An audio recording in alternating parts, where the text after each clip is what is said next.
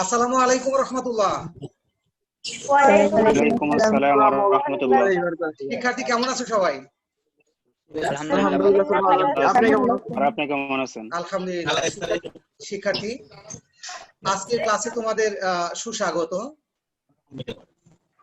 আমরা সেশনে জেনেছি ব্রাউজার, ব্রাউজিং, সার্চ ইঞ্জিন ইত্যাদি বিষয়ে। আজকে আমরা জানবো আউটসোর্সিং এবং এর সুবিধা ও অসুবিধা সম্পর্কে। কম্পিউটার ও তথ্য প্রযুক্তি 2 দ্বিতীয় পত্রের অধ্যায় 12 থেকে পাঠ 53। শিক্ষার্থী, এই পাঠ শেষে তোমরা আউটসোর্সিং এবং এর সুবিধা ও অসুবিধা বর্ণনা করতে পারবে। পূর্ব পাঠ যাচাই। প্রশ্ন 1, ব্রাউজিং কি? ব্রাউজিং হলো ইন্টারনেটে বিচরণ করাকে ব্রাউজিং বলে। Thank you. ব্রাউজিং হচ্ছে ওয়েব এ বিচরণ করা, তাই না? সঠিকভাবে অ্যান্সার করেছো। প্রশ্ন 2, ব্রাউজার কি? ব্রাউজার হলো অ্যাপ্লিকেশন সফটওয়্যার যার মাধ্যমে বিভিন্ন ওয়েবসাইটে বিচরণ করা যায়। বিভিন্ন ওয়েবসাইটে বিচরণ করা যায়। ব্রাউজার হচ্ছে অ্যাপ্লিকেশন সফটওয়্যার যার মাধ্যমে ওয়েব এ বিচরণ করা যায়, অর্থাৎ ওয়েব ব্রাউজিং করা যায়, তাই না? গুড। প্রশ্ন 3, ব্রাউজার এবং সার্চ ইঞ্জিনের মধ্যে পার্থক্য উল্লেখ করো। ব্রাউজার এবং সার্চ ইঞ্জিনের মধ্যে পার্থক্য হলো ব্রাউজারে তথ্য প্রয়োজন হয়, সার্চ ইঞ্জিনে তথ্য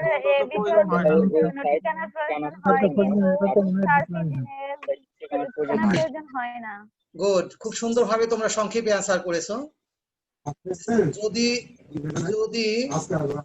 অ্যাড্রেস জানা থাকে ব্যবহার হবে ব্রাউজার, আর না জানা থাকলে ব্যবহার হবে সার্চ ইঞ্জিন। এখানে এই দুইটার মধ্যে পার্থক্য ঘটে যায়। শিক্ষার্থী, প্রশ্ন 4, 3টি সার্চ ইঞ্জিনের নাম উল্লেখ করো। পিপিলিকা, গুগল, ইয়াহু। সার্চ ইঞ্জিন হচ্ছে পিপিলিকা, ইয়াহু, গুগল। অসাধারণ, তোমরা যেমনটা বলেছো সার্চ ইঞ্জিনের নাম হচ্ছে পিপিলিকা, গুগল, ইয়াহু।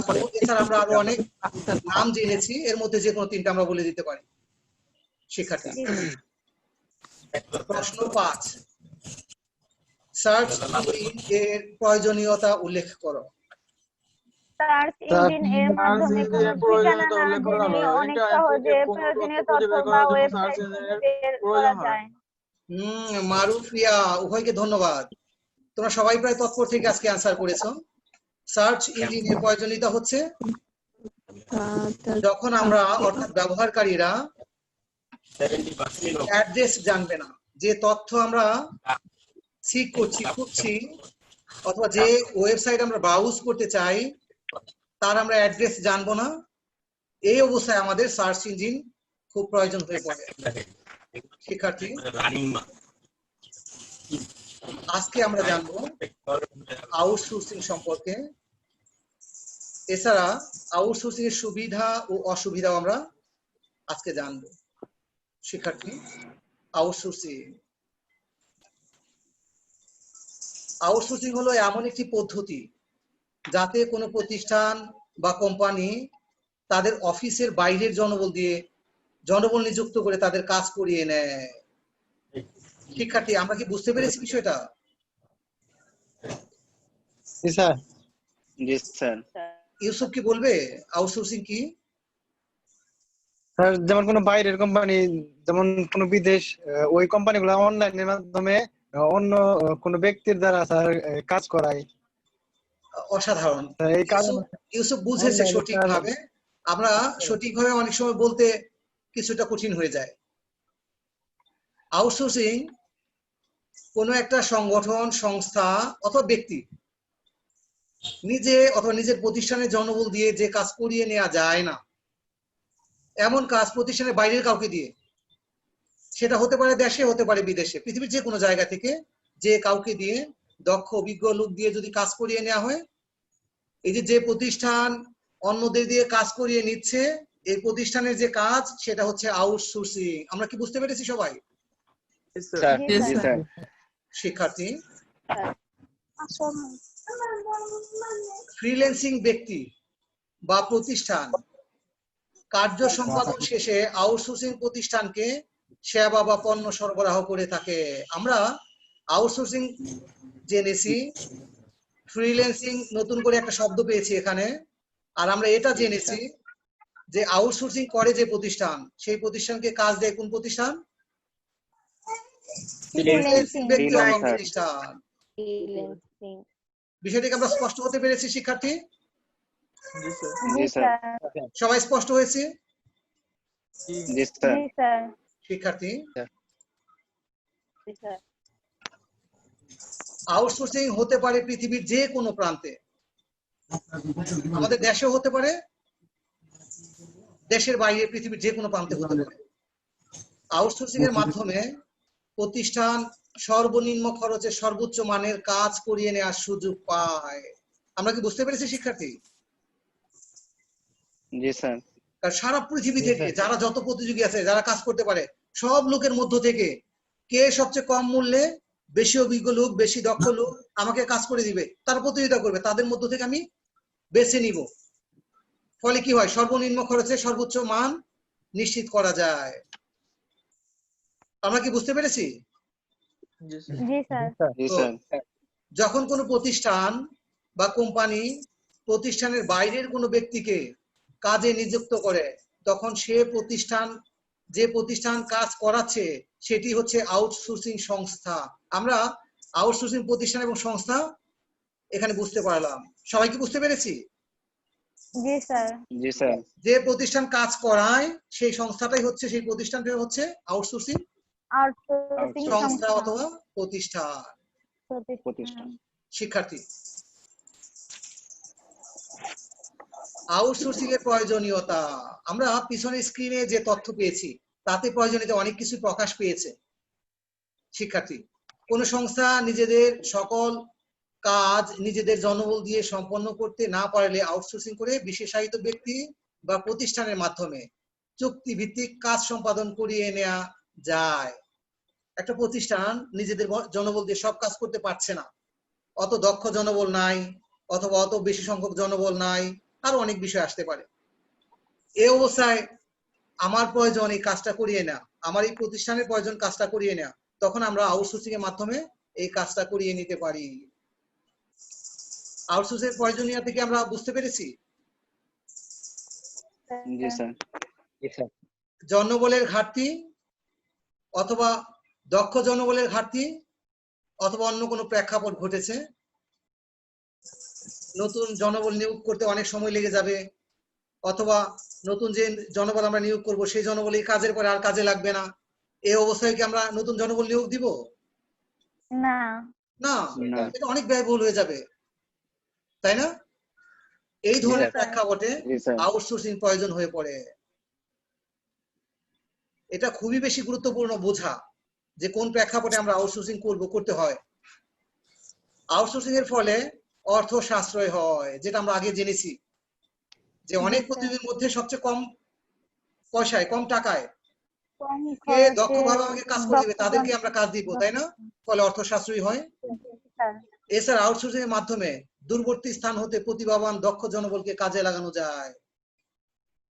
সেই সাথে প্রতিষ্ঠান কোম্পানি উদ্বেগ মুক্ত থেকে কাজ সম্পাদন করতে পারে, কারণ প্রতিষ্ঠান যখন জানে যে পৃথিবীর সবচেয়ে দক্ষ লোকগুলাকে আমরা কাজ দিয়েছি, সবচেয়ে দায়িত্বশীল লোকগুলাকে কাজ দিয়েছি, সবচেয়ে অভিজ্ঞ ব্যক্তিকে বা প্রতিষ্ঠানকে কাজ দিয়েছি, তখন কি আর কোনো উদ্বেগ থাকবে, দুশ্চিন্তা থাকবে? না। শিক্ষার্থী, আমরা কি আউটসোর্সিং এর প্রয়োজনীয়তা উপলব্ধি করতে পেরেছি? জি স্যার। তোমরা যখন এটা ভিডিও প্লে করবে নোট তৈরির জন্য, তখন হাইলাইটেড যে পার্ট, বোল্ড করা যে পার্ট, এই পার্টগুলোকে গুরুত্ব দিয়ে নোট করে নিও। হ্যাঁ জি স্যার। শিক্ষার্থী, আমরা সামনে আগাতে চাই। ফ্রিল্যান্সিং, আউটসোর্সিং এর সাথে ফ্রিল্যান্সিং ওতপ্রোতভাবে যুক্ত। দেখো, আউটসোর্সিং সংস্থাকে অন্য কোনো ব্যক্তি বা সংস্থা চুক্তিভিত্তিক কাজ করে দেয়। যে সংস্থা অথবা ব্যক্তি চুক্তিভিত্তিক কাজ করে দেয়, এই সংস্থা বা ব্যক্তিকেই বলা হয় ফ্রিল্যান্সিং সংস্থা। আর এই কার্যক্রমকে বলা হয় ফ্রিল্যান্সিং। যারা কাজ করে দেয় তাদের এই কাজকে কি বলা হয়? ফ্রিল্যান্সিং সংস্থা। শিক্ষার্থী, বিষয়টা কি বুঝতে পেরেছি? কোন ব্যক্তি বা সংস্থা, জি স্যার। কোন প্রতিষ্ঠান নিজেদের প্রয়োজনে অন্যদেরকে দিয়ে কাজ করায়, প্রতিষ্ঠানের বাইরের কাউকে দিয়ে কাজ করায়। যে প্রতিষ্ঠান কাজ করাচ্ছে এই প্রতিষ্ঠান হচ্ছে আউটসোর্সিং সংস্থা। আউটসোর্সিং সংস্থা। সে যে কাজ করাচ্ছে এই কাজ হচ্ছে আউটসোর্সিং। যে প্রতিষ্ঠান, যে ব্যক্তি বা প্রতিষ্ঠান এই কাজ করে দিচ্ছে, অন্য ব্যক্তি বা প্রতিষ্ঠান যে কাজ করে দিচ্ছে তাদের কাজ হচ্ছে ফ্রিল্যান্সিং। আমরা বুঝতে পেরেছি? জি স্যার। বাইরের যে ব্যক্তি বা প্রতিষ্ঠান কাজ করে দিচ্ছে তাদের কাজ হচ্ছে ফ্রিল্যান্সিং। ফ্রিল্যান্সিং। শিক্ষার্থী, আমরা ফ্রিল্যান্সিং বুঝতে পেরেছি? জি স্যার। ফ্রিল্যান্সার খুব সহজে বোঝা যায়, যারা ফ্রিল্যান্সিং করে তারাই হচ্ছে ফ্রিল্যান্সার। যারা ফ্রিল্যান্সিং করে তাদের কি বলা হয়? ফ্রিল্যান্সার। জি, অসাধারণ। আউটসোর্সিং সংস্থাকে যে ব্যক্তি কাজ করে দিচ্ছে তাকে বলা হয় ফ্রিল্যান্সার। একজন ফ্রিল্যান্সার তার অভিজ্ঞতা, মেধা ও দক্ষতাকে কাজে লাগিয়ে নিজ আবাসে থেকে ফ্রিল্যান্সিং এর মাধ্যমে বিশ্বের যে কোনো স্থানে বা দেশে কাজ করে দিতে পারে এবং সর্বোচ্চ অর্থ উপার্জনের সুযোগ করে নিতে পারে। শিক্ষার্থী, আমরা কি বুঝতে পেরেছি সবাই? জি স্যার। জি স্যার। কারো কি এ পর্যন্ত কোনো প্রশ্ন আছে?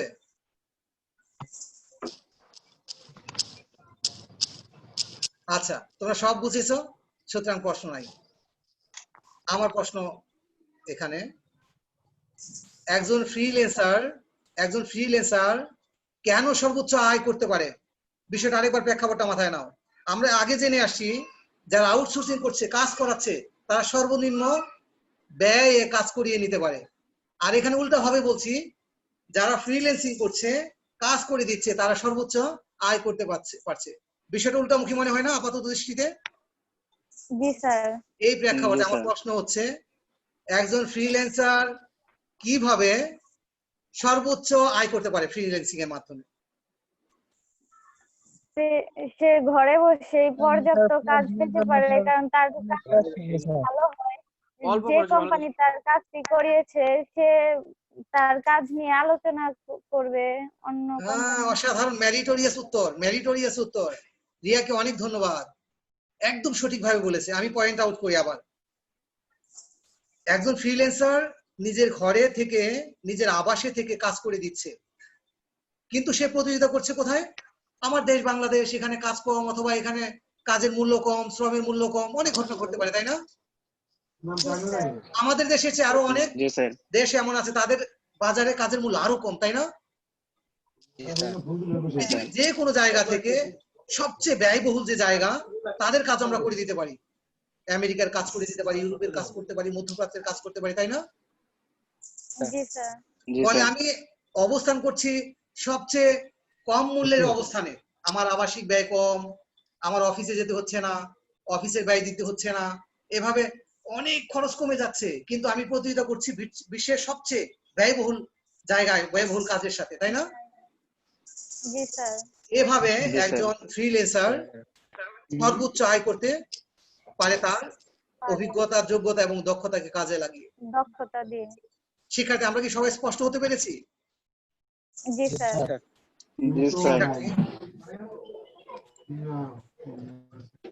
আমরা আউটসোর্সিং সুবিধা জানতে চাই। উপযুক্ত জনবল, সরঞ্জাম, বিশেষায়িত জ্ঞান এবং প্রযুক্তিগত দক্ষতা প্রয়োগের ফলে দ্রুত কার্য সম্পাদন করা যায়। ফ্রিল্যান্সিং এর মাধ্যমে, ফ্রিল্যান্সারদের মাধ্যমে আউটসোর্সিং করে যে কাজ হয়, এই কাজটা খুব দ্রুত করা সম্ভব হয়, কারণ কি? কারণ যারা ফ্রিল্যান্সিং করে তারা জনবল হিসেবে খুবই উপযুক্ত, তাদের অনেক সরঞ্জাম থাকে ওই কাজের জন্য উপযুক্ত, তাই না? কারণ তারা ওই কাজে বিশেষায়িত জ্ঞান রাখে, তাদের ওই কাজের জন্য প্রযুক্তিগত দক্ষতা থাকে, ফলে কাজ কি হবে? খুব দ্রুত হবে। বিশ্বময় ছড়িয়ে থাকা দক্ষ জনবল কাজে নিযুক্ত করার অবকাশ থাকায় আউটসোর্সিং প্রক্রিয়ায় সর্বোচ্চ দক্ষতা নিশ্চিত করা যায়। শিক্ষার্থী, আমরা কি সবাই উপলব্ধি করতে পেরেছি? জি স্যার। শিক্ষার্থী, প্রতিযোগিতামূলক বিশ্ব বাজারে গুণগত মান ঠিক রেখেই সাশ্রয়ে কাজ সম্পাদন করা যায়। কেন সাশ্রয় করা যায় আমরা অনেক বুঝতে পেরেছি, তাই না? জি স্যার। কারণ আমেরিকা তার মার্কেটে একজন শ্রমিকের যে মূল্য, একজন দক্ষ লোকের যে পেমেন্ট করতে হয়, সেটা আর বাংলাদেশে অথবা আফ্রিকাতে কি একই হবে? না না।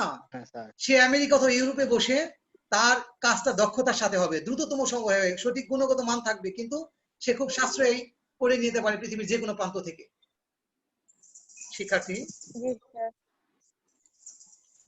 আউটসোর্সিং এ ফ্রিল্যান্সারের উপযুক্ত সরঞ্জাম, বিশেষায়িত জ্ঞান, অভিজ্ঞতা, প্রযুক্তিগত দক্ষতা থাকায় আউটসোর্সিং সংস্থার চেয়ে, মানে আউটসোর্সিং সংস্থা নিজেরা যে কাজ করবে তার চেয়ে সেবা এবং পণ্যের মান, গুণগত মান অনেক ভালো হয়। আমরা কি বুঝতে পেরেছি? শিক্ষার্থী, আমরা যদি এই পৃষ্ঠাকে সংক্ষেপে বলতে চাই, আউটসোর্সিং এর সুবিধা: দ্রুত কার্য সম্পাদন করা যায়, সর্বোচ্চ দক্ষতা নিশ্চিত করা যায়, সাশ্রয়ে কার্য সম্পাদন করা যায়, সেবা অথবা পণ্যের গুণগত মান ভালো হয়। আমরা কি বুঝতে পেরেছি?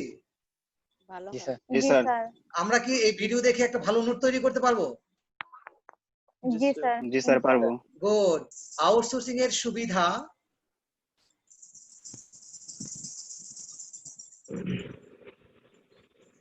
সহায়ক কার্যক্রম প্রক্রিয়াগুলি আউটসোর্সিং করায় সংস্থা বা সংগঠন তাদের মূল কাজ বা কার্যপ্রক্রিয়াতে মনোনিবেশ করতে পারে, ফলে সংস্থার কার্যক্রম আরো শক্তিশালী হয়। আমার মনে একটু বুঝতে কঠিন হচ্ছে, তাই না? প্রত্যেকটা সংস্থা, প্রত্যেকটা প্রতিষ্ঠান অথবা ব্যক্তি তার নিজের কিছু মৌলিক কাজ থেকে দেয়, তাই না? যেমন আমি তোমাদের টিচার, আমি শিক্ষকতা করছি, এ কারণে আমার মূল কাজ কি? শিক্ষা দেয়া, তাই না? ক্লাস নেয়া, তাই না? এখন আমাকে যদি এই প্রতিষ্ঠান বা অধ্যক্ষ মহোদয় গ্রাফিক ডিজাইনের কাজ করে, ব্যানার ডিজাইন করায়, লগো ডিজাইন করায়, কখনো টাইপিং এর কাজে, আর অনেক এরকম কাজ ক্রমাগত দিচ্ছে, ফলে আমার শিক্ষা দেওয়ার যে মান, এটা ক্রমাগত নিচে নেমে যাবে, তাই না? যেটা আমাদের প্রতিষ্ঠানগুলোতে অহরহ হচ্ছে। আর যদি আমাদের প্রশাসন এমন সিদ্ধান্ত নেয় যে না, শিক্ষক তার ডেডিকেটেড কাজ, মূল কাজ ডেডিকেটেড হয়ে করবে, নিবেদিত হয়ে করবে, আর প্রাসঙ্গিক যে সহায়ক যে কাজগুলা, এই কাজগুলো আমরা আউটসোর্সিং এর মাধ্যমে করাবো, তখন একজন শিক্ষক তার মূল কাজে নিবেদিত হতে পারে, যত্নবান হতে পারে, ফলে কাজের মান অনেক বেড়ে যেতে পারে আর নিজের কার্যক্রম অনেক শক্তিশালী হয়ে যেতে পারে। আমরা কি বুঝতে পেরেছি শিক্ষার্থী? জি স্যার। গুড। পরের পয়েন্টে আমরা যদি আসি, ফ্রিল্যান্সারের উপযুক্ত অভিজ্ঞতা, বিশেষায়িত জ্ঞান ও প্রযুক্তিগত দক্ষতা থাকায় ঝুঁকি বিশ্লেষণ পূর্বক পরিকল্পনা করা এবং তা বাস্তবায়ন করা যায়, ফলে পরিকল্পনা বাস্তবায়নের ঝুঁকি হ্রাস পায়। আমরা কি বুঝতে পেরেছি? শিক্ষার্থী, যেহেতু আমরা আমাদের কাজ দক্ষ লোক দিয়ে করাতে চাই, বিশেষায়িত জ্ঞান আছে এমন লোক দিয়ে করাতে চাই, অভিজ্ঞ লোক দিয়ে করাতে চাই, ফলে তাকে দিয়ে আমি যদি পরিকল্পনা করাই, কার্য বাস্তবায়ন করাই, এটা কি ঝুঁকি বাড়বে না কমে যাবে? ঝুঁকি হ্রাস পাবে। ঝুঁকি কমে যাবে। শিক্ষার্থী, আমরা যদি এই পৃষ্ঠাকে সার সংক্ষেপ করতে চাই, সেক্ষেত্রে আমরা আউটসোর্সিং এর আগের পৃষ্ঠায় আমরা কিছু সুবিধা জেনেছিলাম, যে দ্রুত কার্য সম্পাদন করা যায়, সর্বোচ্চ দক্ষতা নিশ্চিত করা যায়, সাশ্রয়ে কার্য সম্পাদন করা যায়, সেবা অথবা পণ্যের গুণগত মান ভালো ভালো হয়। সংস্থার কার্যক্রম আরো শক্তিশালী হয়, পরিকল্পনা ও বাস্তবায়ন ঝুঁকি হ্রাস পায়। রাস্তা শিক্ষার্থী, আমরা আউটসোর্সিং এর অসুবিধাগুলো দেখতে চাই।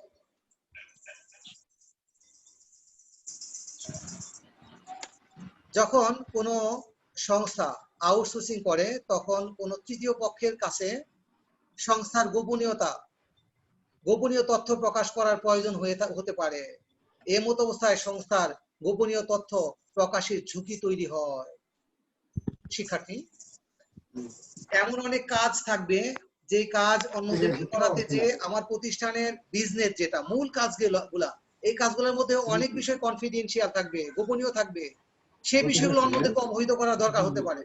ফলে গোপনীয়তা প্রকাশের ঝুঁকি তৈরি হতে পারে।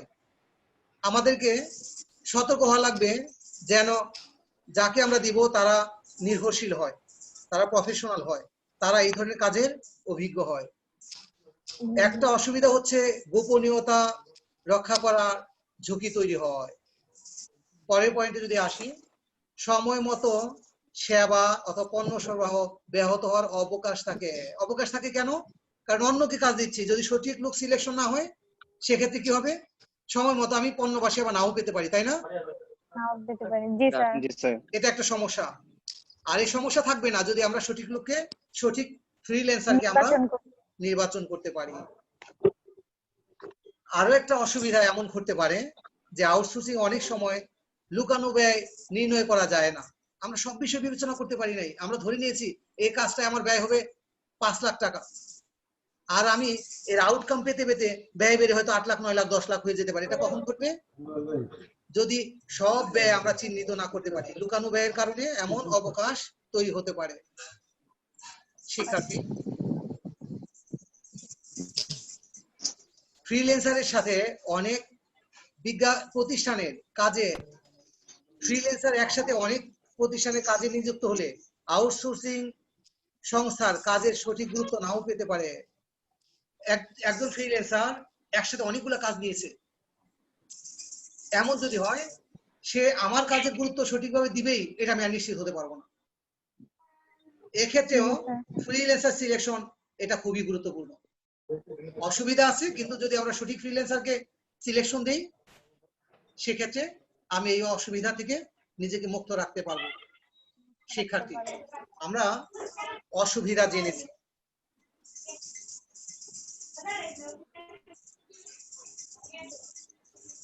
এই পাঠে আমরা যা জেনেছি আউটসোর্সিং সম্পর্কে, আমরা জেনেছি ফ্রিল্যান্সিং সম্পর্কে, ফ্রিল্যান্সার সম্পর্কে, আউটসোর্সিং এর সুবিধা সমূহ জেনেছি, আরো জেনেছি আমরা আউটসোর্সিং এর অসুবিধা সমূহ। শিক্ষার্থী,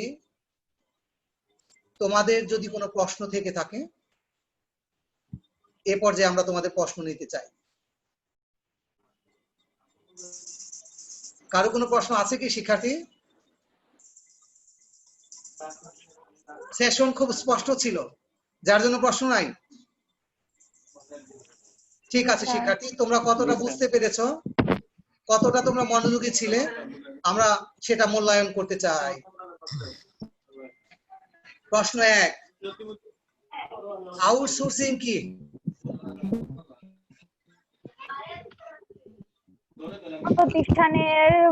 প্রতিষ্ঠানের বাইরের জনবল দ্বারা প্রতিষ্ঠানের কার্যক্রম সম্পাদন করাকে আউটসোর্সিং সম্পাদন করে নিতে পারে। গুড, অনেকেই চেষ্টা করেছো। রিয়া, মারুফ, রায়হান, তোমাদের ধন্যবাদ। আউটসোর্সিং হচ্ছে কোন প্রতিষ্ঠান বা সংস্থা প্রতিষ্ঠানের বাইরের জনবল দিয়ে কাজ করিয়ে নেওয়াকে আউটসোর্সিং বলা হয়। দ্বিতীয় প্রশ্ন, ফ্রিল্যান্সিং কি? আউটসোর্সিং সংস্থাকে অন্য কোনো ব্যক্তি বা সংস্থা চুক্তির কাজ করে দেয় তাকে ফ্রিল্যান্সিং বলে। গুড, আমি যতটা ধরতে পেরেছি রিয়া, মারুফ, রিয়াজ অ্যানসার করেছো। ধন্যবাদ তোমাদের। আউটসোর্সিং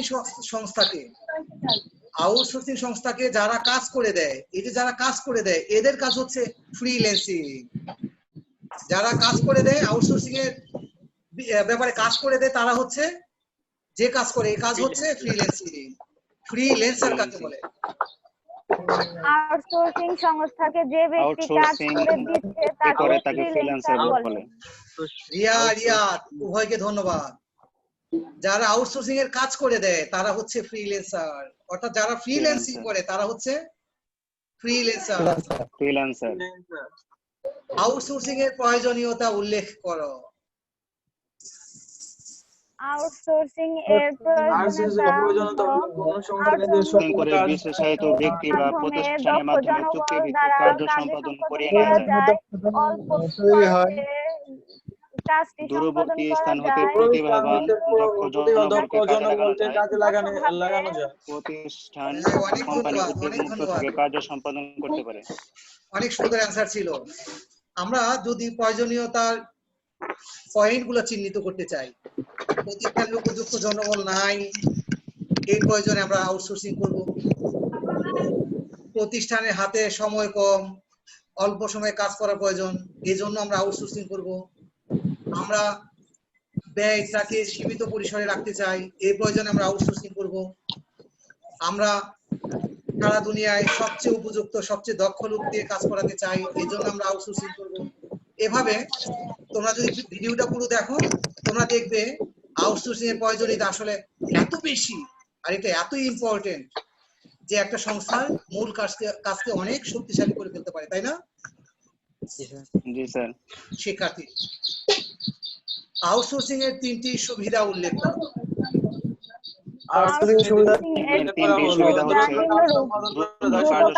সম্পাদন করা যায়, সর্বোচ্চ দক্ষতা নিশ্চিত করা যায়, কার্য সম্পাদন করা যায়। অসাধারণ, তোমরা অনেক মনে রাখতে পেরেছো। একটা ক্লাসে তোমরা অনেক যত্নবান বলে এটা সম্ভব হয়েছে, অনেক ধন্যবাদ। শিক্ষার্থী, আউটসোর্সিং এর 3টি অসুবিধা উল্লেখ করো। আউটসোর্সিং এর 3টি অসুবিধা হচ্ছে গোপনীয় তথ্য প্রকাশের ঝুঁকি তৈরি হয়, সময় বা পণ্য সরবরাহ ব্যাহত হতে পারে,